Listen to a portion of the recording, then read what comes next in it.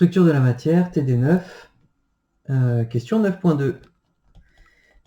Démontrer les formes intégrales du théorème d'Ampère. Alors, le théorème d'Ampère, sous forme d'équations de Maxwell telles que vous devez les connaître, ça s'écrit tout d'abord dans le vide,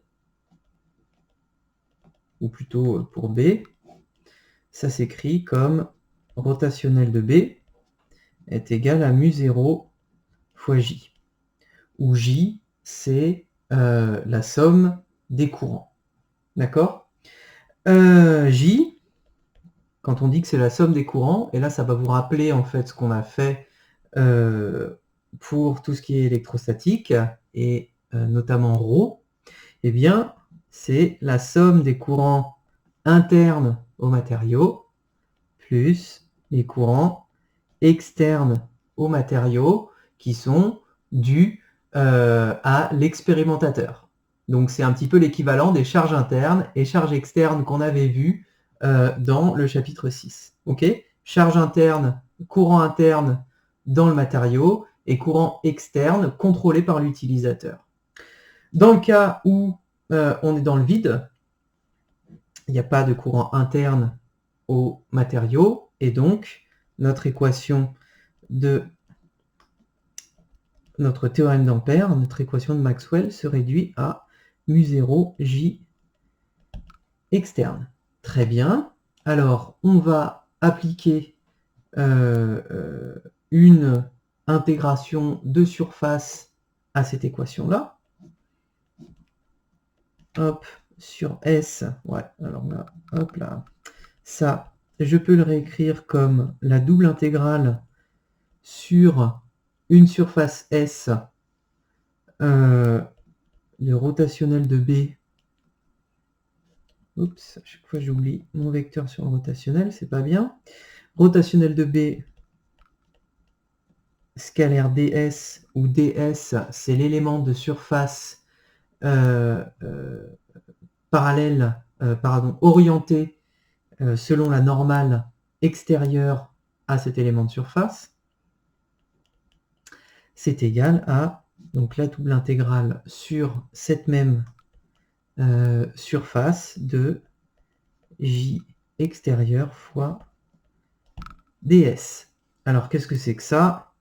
Ici, bah, c'est le courant qui traverse la surface S.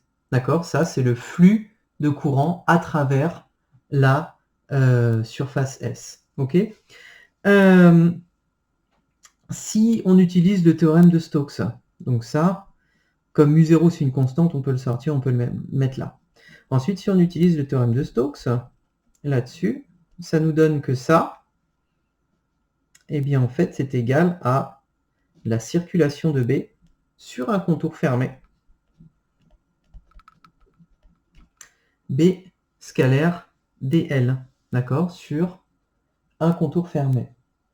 Donc ça nous donne que la circulation de B est égale à mu0 fois les courants qui traversent la surface S. Et c'est bien la première chose qu'on nous demandait de démontrer dans le vide. Que la circulation de B est égale à mu0 fois hop, le courant qui traverse la surface S définie par le contour C. Hop là. Voilà.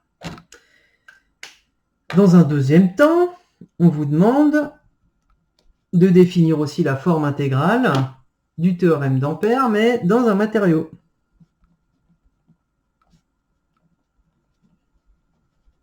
Et dans un matériau, le théorème d'Ampère, il s'écrit cette fois comme rotationnel de H est égal à J extérieur.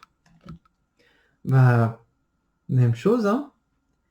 On va utiliser les mêmes petits subterfuges que dans l'équation du dessus.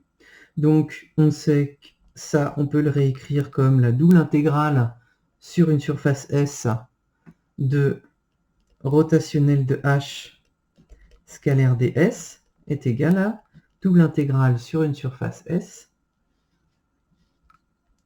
de la somme des courants extérieurs scalaire ds, donc le flux de courant à travers la surface S. On applique le théorème de Stokes qui nous dit que la double intégrale sur S de rotationnel de H ds, c'est égal à la circulation sur le contour qui définit S de H scalaire dl. Et en combinant les deux équations ici, on obtient que la circulation de H scalaire dl sur le contour est égale à la somme des courants traversant S.